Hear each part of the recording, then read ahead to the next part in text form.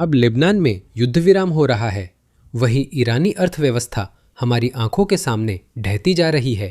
Iran चाहता था कि होर्मुज जलडमरू मध्य से गुजरने वाले जहाजों पर $2 मिलियन जुर्माना लगे। अब जहाज जुर्माना देने से इनकार कर रहे हैं और ईरानी शासन के पास अमेरिकी नाकाबंदी जारी रहते राजस्व पाने का कोई और रास्ता नहीं है। देश के अंदर आर्थिक स्थिति इतनी खराब होती जा रही है कि नेतृत्व के शीर्ष स्तर पर गृह युद्ध की स्थिति बन रही है। तो चलिए सबसे पहले लेबनान में युद्ध विराम से शुरू करते हैं। राष्ट्रपति ट्रंप ने आज सुबह बयान जारी किया। अभी मेरी लेबनान के राष्ट्रपति और इजरायल के प्रधानमंत्री से बेहतरीन बातचीत हुई। इन दोनों नेताओं ने इस बात पर सहमति जताई है कि अपने देशों के बीच शांति स्थापित करने के लिए वे औपचारिक रूप से पूर्वी समयानुसार शाम 5 बजे से 10 दिनों का युद्ध विराम शुरू करेंगे। मंगलवार को इन दोनों देशों ने 34 साल बाद वॉशिंगटन डीसी में पहली बार मुलाकात की। मैंने उपराष्ट्रपति JD वेंस, विदेश मंत्री रूबियो और संयुक्त स्टाफ प्रमुखों के अध्यक्ष रेजिंग केन को इजराइल लेबनान के बीच स्थायी शांति के लिए काम करने का निर्देश दिया है। यह दिलचस्प है कि जनरल रेजिन केन, एक सैन्य अधिकारी, शांति वार्ताओं में शामिल है, जो बहुत कुछ बताता है। सेंट्रल कमांड के कमांडर एडमिरल कूपर हाल ही में पाकिस्तान गए थे ताकि अमेरिकी पक्ष की ओर से वार्ता में शामिल हो सके और प्रतिनिधि मंडल का हिस्सा बनकर सभी विवरणों पर काम कर सके। अच्छा है कि सेना उस युद्ध में शामिल हो रही है जिसे अंततः वही अंजाम देती है। फिर भी आइए उस युद्ध विराम पर लौटे जिस पर इजराइल और लेबनान सहमत हुए थे। यह कई स्तरों पर ऐतिहासिक था। राष्ट्रपति के अनुसार लेबनान के राष्ट्रपति और इजराइल के प्रधानमंत्री ने 34 साल बाद पहली बार आज सुबह बात की। आखिरी बार इन दोनों पक्षों ने 1993 में बात की थी और तब से लेकर आज सुबह तक कोई भी संवाद नहीं हुआ था। साथ ही पुष्टि हुई है कि वे भविष्य में वॉशिंगटन डीसी में मिल सकते हैं, जो ऐतिहासिक मुलाकात होगी। ये उम्मीद है कि इससे समृद्ध लेबनान का रास्ता खुलेगा जो हिजबुल्लाह के नियंत्रण में नहीं होगा। युद्ध विराम केवल शामिल देशों के लिए ही अहम नहीं है, यह संयुक्त राज्य अमेरिका और ईरान के लिए भी महत्वपूर्ण है और इसका कारण ये है। ईरान और अमेरिका के बीच पाकिस्तान में होने वाली बैठक से पहले पाकिस्तानी प्रतिनिधि मंडल ने ट्वीट करके कहा था कि वे लेबनान में युद्ध विराम होने तक उस बैठक में शामिल नहीं होंगे। हमें जल्दी समझ आ गया कि वे झूठ बोल रहे थे। युद्ध विराम न होने पर भी वे आ गए। लेकिन अब जब युद्ध विराम हो गया है, कम से कम मेरी राय में मुझे लगता है कि इससे यह संभावना बढ़ जाती है कि ईरान किसी तरह के शांति समझौते के लिए राजी हो जाएगा। उम्मीद है अब ईरान हॉर्मुज जलडमरू मध्य खोलेगा और नागरिक जहाजों पर हमले बंद करेगा जो अंतर्राष्ट्रीय जलमार्ग से गुजर रहे हैं। ये बताना जरूरी है कि ये दोनों पक्षों के बीच हुए युद्ध विराम समझौते का हिस्सा था। ईरान हॉर्मुज जलडमरू मध्य खोलेगा और अमेरिका ईरान पर बमबारी रोकेगा। अब अमेरिका की बमबारी बंद है, लेकिन ईरानी अभी तक समझौते का पालन नहीं कर रहे हैं। उम्मीद है वे जल्दी खोलेंगे क्योंकि अब चीन भी ईरान से नाराज है। देखिए, चीनी विदेश मंत्री ने ईरान से हॉर्मुज जलडमरू मध्य में सामान्य नौवहन की अनुमति देने को कहा। मैं स्पष्ट करना चाहता हूं कि अमेरिका की नौसेना हॉर्मुज जलडमरू मध्य की नाकाबंदी नहीं कर रही है। इस पर हम आगे वीडियो में चर्चा करेंगे। वे सिर्फ उन जहाज़ों की नाकाबंदी कर रहे हैं जो ईरानी बंदरगाहों से निकल रहे हैं, क्योंकि ईरान हॉर्मुज जलडमरू मध्य को नाकाबंदी कर रहा है। अब चीन, जो ईरान का सहयोगी है, खुलकर ईरान से नाकाबंदी हटाने की मांग कर रहा है। यही भू राजनीति को समझना जरूरी है। चीन जाहिर है ईरानी तेल पर निर्भर करता है। मेरा मानना है कि चीन के लगभग 10% आयात ईरान से आते हैं। चीन खाड़ी के तेल पर अधिक निर्भर है, जो मुख्यतः सऊदी अरब, इराक, कुवैत, बहरीन और कतर से आता है। करीब 30% या शायद 40% तक चीनी तेल खाड़ी के उन देशों से आता है जो ईरान नहीं है, और यही वजह है कि चीन इस युद्ध में खुले तौर पर ईरान का समर्थन नहीं कर रहा है। वे बहुत सावधानी से तटस्थ रहते हैं और कभी कभी ईरान से हर्मुज जलडमरू मध्य में आर्थिक आतंकवाद छोड़ने को कहते हैं। और आज उन्होंने सार्वजनिक रूप से कहा, हे ईरान, तुम्हें संघर्ष विराम के अपने हिस्से का पालन करना होगा और हर्मुज जलडमरू मध्य को खोलना होगा। ईरान के लिए यह निश्चित रूप से बहुत बड़ी बात है, क्योंकि उनके पास वास्तव में ज्यादा अंतर्राष्ट्रीय समर्थन नहीं है। खासकर जनवरी में जो उन्होंने किया उसके बाद रूस और चीन और निश्चित रूप से उत्तर कोरिया को छोड़कर। अगर चीन धीरे धीरे ईरान का साथ छोड़ रहा है तो सरकार के पास ज्यादा उम्मीद नहीं बचती। अच्छी खबर यह है कि इससे ईरान के शांति समझौते के लिए राजी होने की संभावना बढ़ गई है, क्योंकि उसके सहयोगी दूर होते जा रहे हैं। डोनाल्ड ट्रंप ने आज सुबह प्रेस कॉन्फ्रेंस में इसी ओर इशारा किया था। सुनिए। क्या आप ईरान के साथ युद्ध विराम बढ़ाने पर विचार कर रहे हैं? किसके साथ? ईरान के साथ। हम बहुत अच्छा कर रहे हैं, मैं आपको बता सकता हूं। शायद ये उससे पहले ही हो जाए। मुझे नहीं पता कि इसकी जरूरत भी है या नहीं। ईरान समझौता चाहता है और हम उनसे अच्छी बातचीत कर रहे हैं। परमाणु हथियार नहीं होने चाहिए। अगर ऐसा होता है तो ये बहुत अहम बात होगी।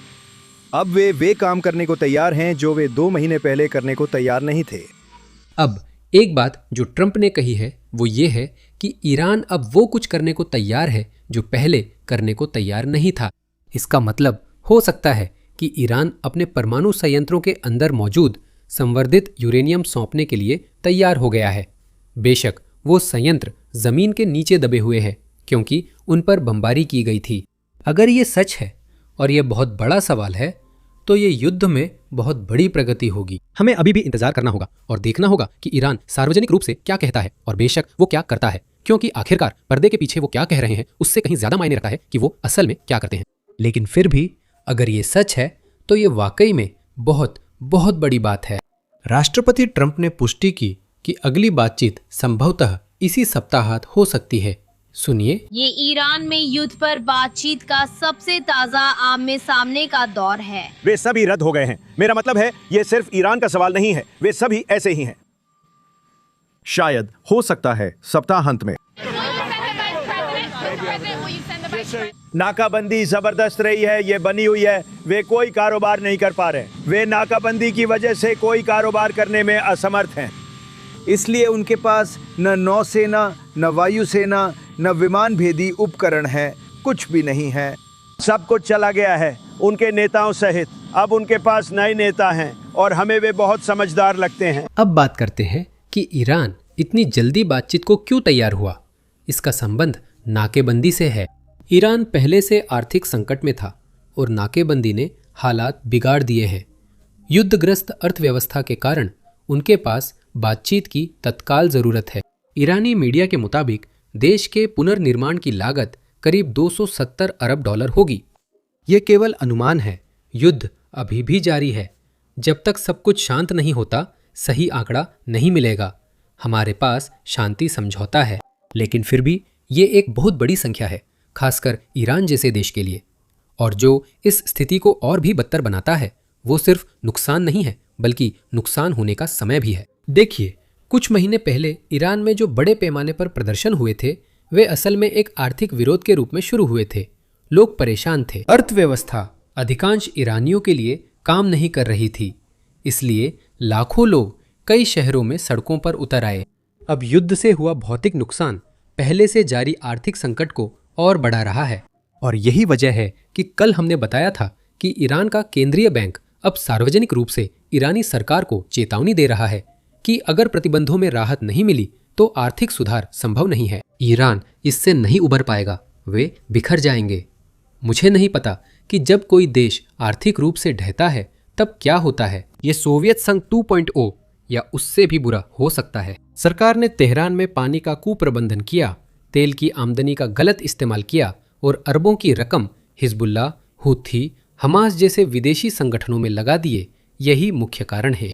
अब सब उन्हीं के खिलाफ जा रहा है और नाकाबंदी हालात बिगाड़ रही है। अब कई ईरानी नेता मानते थे कि अगर वे होर्मुज जलडमरू मध्य को नियंत्रित कर ले और अमेरिका से अनुमति लेकर हर जहाज से $2 मिलियन वसूले तो वे समस्याओं से निकल सकते हैं। चलिए थोड़ा आसान गणित करते हैं। हर दिन करीब 100 जहाज होर्मुज जलडमरू मध्य से गुजरते हैं, हर पर $2 मिलियन यानी कुल $200 मिलियन रोज। अगर ईरान की उम्मीदें पूरी होती तो ये बड़ी रकम होती, लेकिन दुर्भाग्य से नेताओं की योजना सफल नहीं हो रही है। देखिए, ये खुद ईरानी अधिकारियों से आ रहा है। वे घबराए हैं क्योंकि अब तक 60 जहाज़ों को टोल वसूलने के लिए बनाई गई उस ईरानी एजेंसी से परमिट मिल चुका है। एजेंसी ने हॉर्मुज जलडमरू मध्य से गुजरने वाले 8 जहाज़ों को भुगतान अनुरोध भेजे हैं और उन जहाज़ों ने भविष्य में भुगतान करने का वादा किया है, लेकिन उन अनुरोधों का अभी तक भुगतान नहीं हुआ है। उन्होंने कुछ भी इकट्ठा नहीं किया है, जिससे ईरानी नेतृत्व में चिंता बढ़ गई है। अब वे जिम्मेदार व्यक्ति को हटाने और इस एजेंसी की निगरानी ईरानी राष्ट्रपति को सौंपने की बात कर रहे हैं। अब आप सोचेंगे कि ईरान ने इन जहाज़ों को पहले भुगतान लिए बिना कैसे जाने दिया? यह व्यापार का बुनियादी नियम है जो आपने हाई स्कूल में सीखा होगा, लेकिन इसे ईरानी नज़रिए से भी देखना ज़रूरी है। इनमें से बहुत सारे जहाज़ जो भविष्य में भुगतान करने के लिए राज़ी होते हैं, वे चीनी जहाज़ होते हैं। चीन ईरान की अर्थव्यवस्था के लिए हथियार और निश्चित रूप से आर्थिक समर्थन भी देता है। ईरान के पास न इतनी ताकत है न कूटनीतिक इच्छा कि वह किसी चीनी जहाज पर गोली चला सके। अगर ईरान ऐसा करता तो वह दुनिया का सबसे अलग थलग देश बन जाता और पश्चिम पूर्व दोनों नाराज हो जाते। इसलिए उसने ऐसा नहीं किया। वे उम्मीद कर रहे थे कि जहाज बाद में भुगतान कर देंगे, लेकिन लोग पैसे से प्यार करते हैं। कोई भी सिर्फ इसलिए $2 मिलियन नहीं देना चाहता क्योंकि ईरान कहता है कि उसका अंतर्राष्ट्रीय जल मार्ग पर नियंत्रण है, और जहाज भी यही कर रहे हैं। वे अब भुगतान नहीं कर रहे हैं। ईरान के लिए यह बिल्कुल भी अच्छी खबर नहीं है, लेकिन फिर भी चलिए अब हमारा ध्यान बातचीत पर लगाते हैं। आज सुबह उसी प्रेस कॉन्फ्रेंस के दौरान जिसके बारे में हमने अभी बात की, राष्ट्रपति ट्रंप ने कहा कि वो ईरान के साथ समझौता करने के लिए इस्लामाबाद जाने के लिए तैयार हैं। अगर हमें इस बात की पुष्टि मिल जाती है कि वह वाकई पाकिस्तान जा रहे हैं, तो मुझे लगता है कि हम काफी भरोसे के साथ मान सकते हैं कि एक समझौता सिद्धांत रूप में तय हो चुका है। अब सिर्फ हस्ताक्षर बाकी है, क्योंकि अमेरिकी राष्ट्रपति तब तक दुनिया के दूसरे छोर तक नहीं जाएंगे जब तक बातचीत बाकी हो। आज ट्रंप का संदेश सिर्फ यही दिखाता है कि वो तैयार है, लेकिन इसका मतलब ये नहीं कि वो इसे इसी सप्ताहांत करेंगे। इस सप्ताहांत समझौता संभव नहीं लगता, लेकिन उम्मीद है कि ऐसे संदेशों का मतलब है कि समझौता करीब है। ये अच्छा सवाल है। ईरानी बातचीत में हैं, अमेरिकी तैयारी कर रहे हैं। अब भी हजारों अतिरिक्त अमेरिकी बल इस क्षेत्र की ओर भेजे जा रहे हैं। हर दिन ट्रांसपोर्ट और ईंधन भरने वाले विमान मध्य पूर्व पहुंच रहे हैं, जिससे दिखता है कि राष्ट्रपति ट्रंप के पास कई विकल्प हैं। अगर ईरानी लोग समझौते के लिए गंभीर नहीं हैं, तो क्षेत्र युद्ध की ओर जा सकता है। सबसे जरूरी है देखना कि ईमानदार समझौता क्या है। एक ईमानदार समझौता यह है कि ईरान यह समझे कि उसके पास कभी भी परमाणु हथियार नहीं होगा, यह समझे कि वो यूरेनियम संवर्धन की क्षमता नहीं रख सकता, और यह समझे कि उसे पहले से संवर्धित यूरेनियम जो गहराई में जमीन के नीचे छुपा है, उसे हटाना होगा। ऑपरेशन मिडनाइट हैमर के बाद अगर वे बातचीत में साफ साफ समझौते कर सके तो शायद उन्हें समझौता मिल सकता है। लेकिन और भी बातें हैं जिन पर चर्चा हो रही है, जैसे उनका बैलिस्टिक मिसाइल कार्यक्रम, हमास, हौथी और हिजबुल्लाह जैसे क्षेत्रीय प्रॉक्सी गुटों को उनका समर्थन। तो यहां मुख्य बात यह है। अब मैं पेंटागन की आज सुबह की प्रेस कॉन्फ्रेंस पर ध्यान देना चाहता हूं, क्योंकि वहां से कई दिलचस्प जानकारियां मिली। एडमिरल ब्रैड कूपर उस बचाव अभियान पर बात कर रहे हैं जो करीब 1 हफ्ता पहले हुआ था, जिसमें सैकड़ों अमेरिकी विशेष बल ईरान में एक एयरमैन को बचाने गई जो 24 घंटे से ज्यादा फंसा था। सुनिए। मैंने उन टीमों से मुलाकात की जिन्होंने हमारे F-15 के वायु सैनिकों को ईरान से सुरक्षित लौटाने में मदद की, और उनसे उनके प्रत्यक्ष अनुभव सुने। ये सचमुच हीरो हैं। मैंने हमारे सैनिकों के साथ समय बिताया जो पहली बार युद्ध में अत्याधुनिक रणनीति और तकनीक का इस्तेमाल कर रहे हैं। मैं इनके बारे में ज्यादा बात नहीं कर सकता, लेकिन ये युवा पुरुष और महिलाएं नए कीर्तिमान स्थापित कर रहे हैं। ये बेहद प्रेरणादायक है। दुनिया की 4 सबसे बेहतरीन वायुसेनाएं, इजरायली वायुसेना, अमेरिकी वायुसेना और अमेरिकी नौसेना व मरीन कॉर्प्स की वायुसेनाएं एक साथ मिलकर बार बार हमारे सैन्य लक्ष्यों को पूरा करने से भी आगे निकल गईं। अंत में हमारे पास जनरल रेजिंग किंग है जो बताते हैं कि अमेरिका ये नाकाबंदी कैसे लागू कर रहा है। कितने युद्धपोत शामिल हैं, वे नाकाबंदी तोड़ने की कोशिश करने वाले जहाज़ों से कैसे संपर्क करते हैं, और अब तक कोई भी जहाज़ ओमान की खाड़ी के बाहर लगी अमेरिकी नाकाबंदी पार नहीं कर सका है। तो मेरा मानना है कि यह वास्तव में हिंद महासागर में स्थापित की गई है, लेकिन ज़रा देखिए, उनके पास चार्ट, नक्शे और सब कुछ है। पैनेग्राफिक देखें, ये नाकाबंदी से पहले लिया गया है। उत्तर ऊपर है। आप यहाँ ग्राफिक के केंद्र में नाकाबंदी की रेखा देख सकते हैं, जिसे लाल डैश लाइन से दर्शाया गया है। ये नक्शा हमारी साझा परिचालन तस्वीर से लिया गया एक स्नैपशॉट है, जिसका उपयोग हम कमांडरों और प्रमुख नेताओं को लगभग वास्तविक समय में स्थिति दिखाने के लिए करते हैं। हमने केवल क्रियाओं और गतिविधियों को दिखाने के लिए स्क्रीनशॉट ली हैं। जो नहीं दिखाया गया है वो ये है कि ये क्षेत्र कितना अविश्वसनीय रूप से भीड़भाड़ वाला है, और हमारे नाविक जो अद्भुत काम कर रहे हैं ताकि वे एक बेहद व्यस्त जल क्षेत्र में और उसके आसपास काम कर सकें। यहाँ जो और भी नहीं दिखाया गया है वो है लड़ाकू विमानों, खुफिया विमानों, हेलीकॉप्टरों और अन्य जहाज़ों पर सवार बलों की विशाल विशाल ताकत। इसमें वे हवाई ईंधन टैंकर भी हैं जो नाकाबंदी क्षेत्र के ऊपर उड़ रहे हैं। आप देखेंगे कि अमेरिकी बल नीले रंग में है, ईरानी जहाज लाल रंग में है, और जब हमने ये नाकाबंदी शुरू की तो अमेरिकी सेंट्रल कमांड के लिए चिंता का विषय 7 जहाज थे जो महत्वपूर्ण माने गए थे। विभिन्न खुफिया उपकरणों और नौसेना खुफिया कार्यालय तथा अन्य खुफिया एजेंसियों की सहायता से बल ने पूर्वी मानक समयानुसार सुबह 10 बजे संभावित अवरोधकों की तलाश शुरू की। अगला स्लाइड कृपया। अब पूर्वी डेलाइट समयानुसार 12:40 बजे हैं। नाकाबंदी शुरू हुए 2 घंटे 40 मिनट हो चुके हैं और कुछ जहाज नाकाबंदी की रेखा पार करने की कोशिश कर रहे हैं। अमेरिकी बलों ने कार्रवाई शुरू कर दी। उनके सामने खुफिया, निगरानी, टोही और सामरिक संसाधनों की एक श्रृंखला थी, और तुरंत ही इन नाकाबंदी तोड़ने वाले जहाज़ों ने अमेरिका की युद्ध शक्ति को अपने ऊपर दबाव बनाते हुए देखना, महसूस करना और समझना शुरू कर दिया। आगे चलने वाला जहाज़, जो आमतौर पर एक विध्वंसक होता है जैसा कि यहाँ दिखाया गया है, और USS Abraham Lincoln strike group की वायु शक्ति के साथ उन जहाज़ों की ओर बढ़ने लगे। हर चरण पर संयुक्त राज्य अमेरिका की नौसेना एक चेतावनी प्रसारित करेगी। एक युवा नाविक, जो आमतौर पर विध्वंसक के ब्रिज पर कनिष्ठ अधिकारी होता है, माइक उठाकर प्रसारित करता है, नाकाबंदी तोड़ने का प्रयास न करें।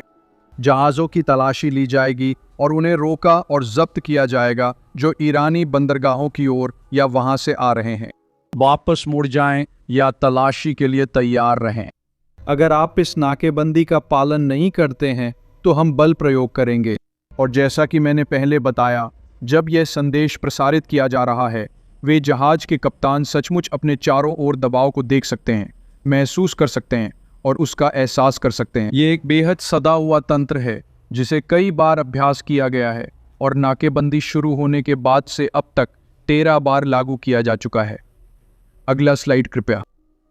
हम नाकेबंदी में 24 घंटे से ज़्यादा बिता चुके हैं। आप देख सकते हैं कि कई जहाज़ों ने दिशा बदल ली है, जिनमें से 12 नाकेबंदी रेखा के अंदर ही रहे और एक जो पूर्वी दिशा में था उसने तो कोशिश करने से पहले ही दिशा बदल ली। कोई भी जहाज़ जो नाकेबंदी को पार करेगा तो हमारे नाविक पहले से तय की गई रणनीति अपनाएंगे जिससे हमारी ताकत उस जहाज़ तक पहुंच सके। ज़रूरत पड़ने पर वे जहाज पर चढ़कर उसे अपने कब्जे में ले लेंगे, और इसमें कई तरह के बढ़ते हुए बल प्रयोग के विकल्प शामिल हैं, जिनमें चेतावनी के लिए फायरिंग और अन्य विकल्प भी हो सकते हैं। अगला स्लाइड। अंतिम ग्राफिक 14 अप्रैल की रात 11:20 बजे लिया गया था। आप देख सकते हैं कि सभी जहाज़ों के कप्तानों ने समझदारी से तय किया है कि वे नाकेबंदी के दौरान न आगे बढ़ेंगे, न पार करेंगे, न नाकेबंदी तोड़ने की कोशिश करेंगे। जैसा कि मैंने अब तक बताया है, 13 जहाज़ों ने समझदारी से वापस लौटने का फैसला किया है। जैसे ही हम सचिव और राष्ट्रपति के आदेश पर नाकेबंदी जारी रखते हैं, जो जहाज़ निर्देश नहीं मानेगा उससे सख्ती से निपटा जाएगा। आज सुबह तक अमेरिकी सेंट्रल कमांड को किसी भी विशेष जहाज पर चढ़ने की आवश्यकता नहीं पड़ी है।